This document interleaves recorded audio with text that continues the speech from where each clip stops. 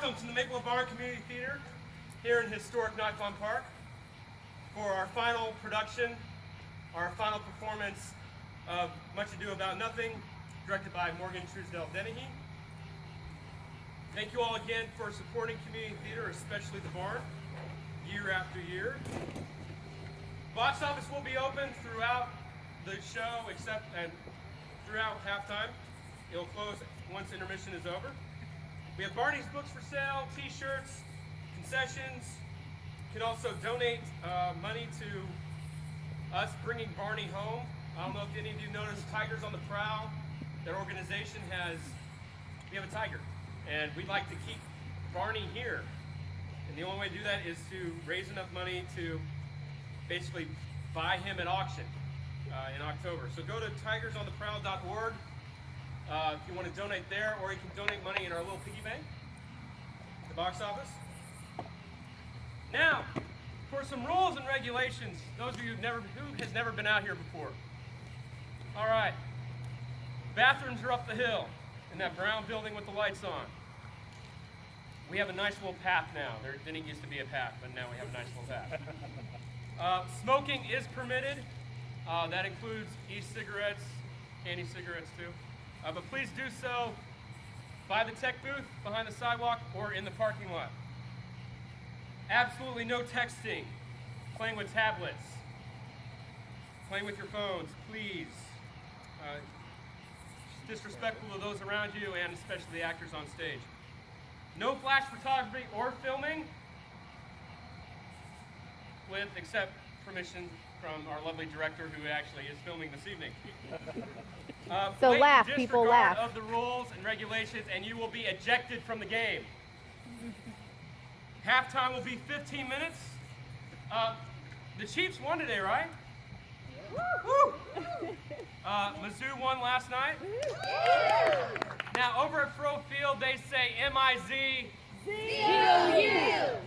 We do something just a little bit different out here. M-I-Z. Much ado! M-I-Z. Much ado! M-I-Z. Much ado! It's a cadence thing. We hope you enjoy William Shakespeare's Much Ado About Nothing.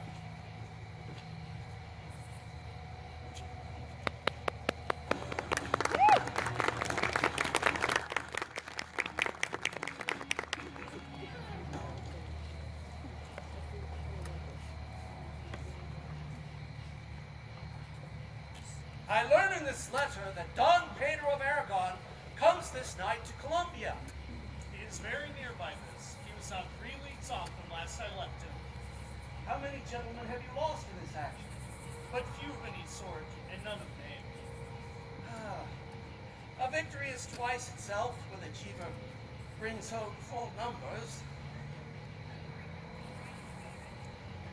I find here that Don Pedro hath bestowed much honor on a young Florentine called Claudio. And much deserved on his part, and equally remembered by Don Pedro. He hath borne himself beyond the promise of his age, doing in the figure of a lamb the feats of a lion. I pray you, is Signor Montanto returned from the wars or no? I know none of this name, lady. What is he you ask for? Peace? My sister means Signor Benedict Oh. of Padua. Oh, he is returned, and as pleasant as ever he was. But I pray you, how many hath he killed and eaten in these wars? Well, how many hath he killed, for indeed I have promised to eat all his killing. Faith, niece, you tax Signor Benedict too much. But he'll be meet with you, I doubt it not. He hath done good service, and a good soldier too, lady. And a good soldier to a lady. But what is he to a lord? A lord to a lord, a man to a man, stuffed with all honorable virtues. It is so indeed. He is no less than a stuffed man. You must not, sir, mistake my niece. There's kind of a merry war betwixt Signor Benedict and her. They never meet, but there's a skirmish of wits between them. Alas, he gets nothing by that. At our last conflict, 4 of his 5 wits went halting off, and now is the whole man governed with 1. But tell me, who is his companion now? He hath every month a new sworn brother. He is most in the company of the right noble Claudio. Oh, Lord! He will hang upon him like a disease, and he is sooner caught than the pestilence, and the taker runs presently mad. God help the noble Claudio. If he had caught the Benedict, it will cost him 1,000 pounds ere he be cured. I will hold friends with you, lady. Do, good friend. You will never run mad, niece. No, not till a hot January. Don Pedro is approaching. Good Senor Leonardo, you are come to meet your trouble. The fashion of the world is to avoid cost, and you encounter it. Never came trouble to my house in the likeness of your grace. For trouble being gone, a comfort should remain. But when you depart from me, sorrow abides and happiness takes his leave. You embrace your charge too willingly. I think this is your daughter. Her mother hath many times told me so. Were you in doubt, sir, that you asked her? Signor Benedict, no! Would Senor Leonardo be her father, she would not have her head on her shoulders for all Colombia. As like him as she is. I wonder that you would still be talking, Senor Benedict. Nobody marks you. What, my dear Lady Disdain, are you yet living? Is it possible Disdain should die while she has such meat food to feed it as Senor Benedict? Courtesy itself must convert to disdain if you come in her presence. Then courtesy is a turncoat, for it is certain I am loved of all ladies, only you excepted. I would I could find in my heart that I had not a hard heart, for truly I love none. Dear happiness to women, else they would be troubled with a pernicious suitor. I thank God in my cold blood I'm of your humor for that. I had rather hear my dog bark at a crow than hear a man swear he loves me. Will God keep your ladyship still in that mind? Some gentleman or other shall scape a predestinate scratched face. Scratching could not make it worse, as for such a face as yours were. You are a rare teacher. Bird of my tongue is better than a beast of yours. I would my horse at the speed of your tongue. For keeping your way, in God's name I have done. You always end in a jade's trick. I know you of old. Senor Benedict and Senor Claudio, my dear friend Leonardo has invited you both. I tell him we shall stay at least a month, and he heartily prays some occasion may detain us longer. Let me bid you welcome, my lord. And me being reconciled with your brother, the prince, I owe you all duty. Thank you. May not have many words, but I thank you. Oh, please, your grace, lead on. Oh, your hand, Leonardo, we shall go together.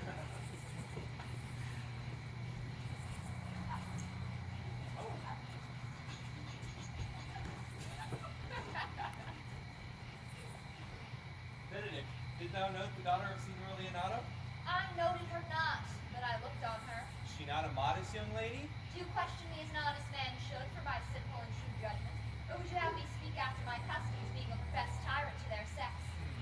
No, I pray thee speak in sober judgment. Why, in faith, you think she's too low for great praise, too proud for fair praise, and too little for high praise. Only this commendation I can afford her, that were she other than she is, she were unhandsome. Being no other than as she is, I do not like her. Thou thinkest I am in sport. I pray thee, tell me how truly thou likest her. Would you buy her that you inquire after her? Can the world buy such a jewel? Yea, the case to put it into. But speak you this with sad brow. In mine eyes, she's the sweetest lady I ever looked on. I can see yet without spectacles, and I see no such matter. Well, there's her cousin, and were she not possessed with fury, exceeds her as much in beauty as the 1st of May doth the last of December. But I hope you have no intent to turn husband. I would scarce trust myself, though I would swear the contrary if Hero would be my wife.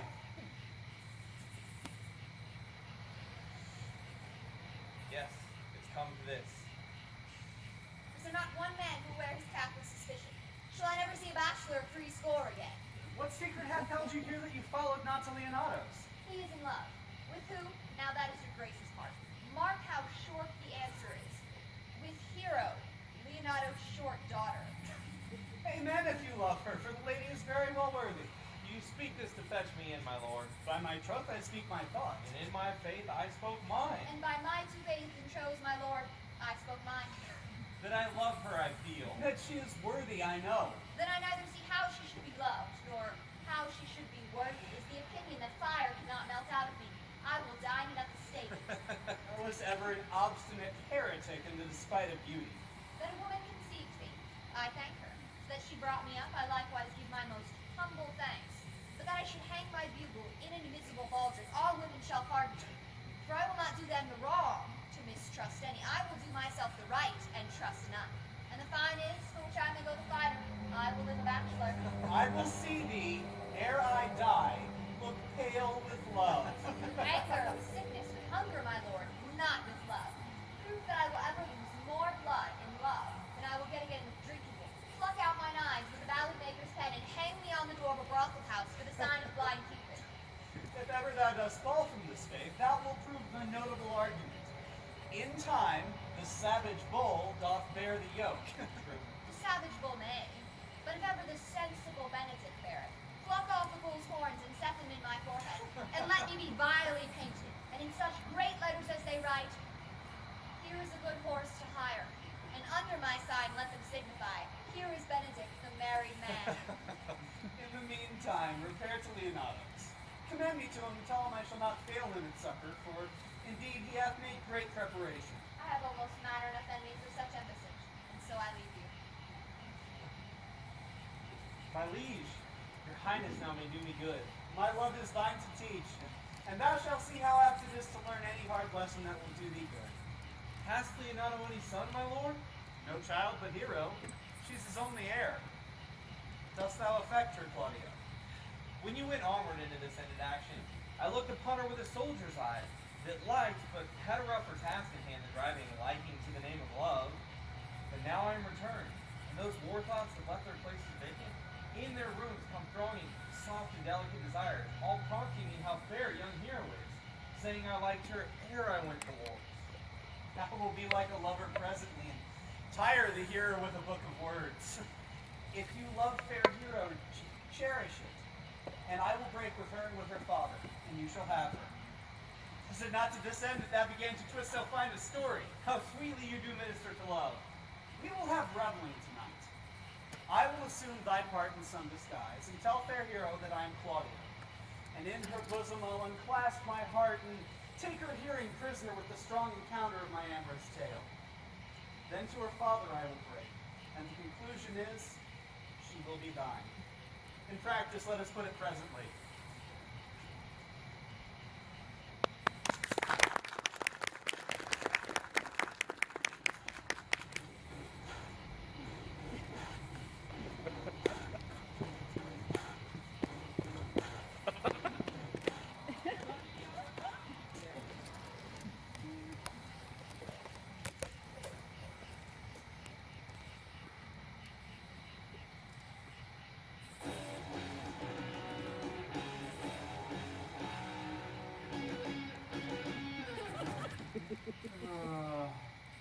What's the good here, my lord? Why are you thus out of measure sad? The measure of the occasion is without the measure of sadness without limit. Therefore, the sadness. You should hear reason. When I've heard it, what blessing brings it? I cannot hide what I am. Must be sad when I have cause and laugh at no man's jest.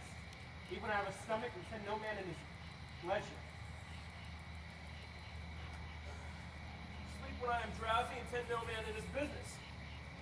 Laugh at no man. Laugh when I am merry and call no man his humor. Yea, but you must not make full show this team may do it without controlling. How the leg stood out against your brother, and he hath taken you newly into his grace. For it is impossible that you should take truth, but by the fair weather that you make yourself. It is needful that you frame the season for your own harvest. Rather be a canker in a hedge than a rose in disgrace. And better fits my blood to be the state of all than the fashion of carriage to rob love from any. Knowing this, it may not be said that I am a flattering, honest man. It cannot be denied that I'm a plain speaking villain. Trusted with a muzzle and franchised with a clog. Therefore I decreed not to sing in my cage. If I had my mouth, I would bite. If I had my liberty, I would do my liking. In the meantime, let me be and seek not to alter me. Well, can you make no use of your discontents?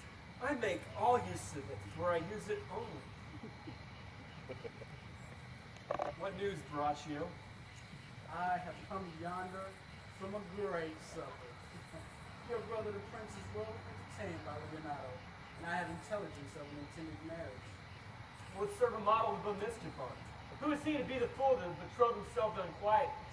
Mary, it is your brother's right hand. Most exquisite Claudio, Ha, even he. proper squire. And who? Which way does he look? Mary, our hero, the daughter and heir of Leonardo. A forward march chick. How canst thou this? I heard it agreed upon that the prince should woo hero for himself. Having obtained her, give her to Count Claudio. This may prove food to my displeasure. That young upstart has all the glory of my overthrow. If I could cross him any way, I bless myself every way.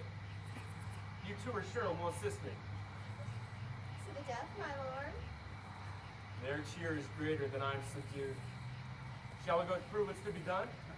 We'll wait upon your lordship.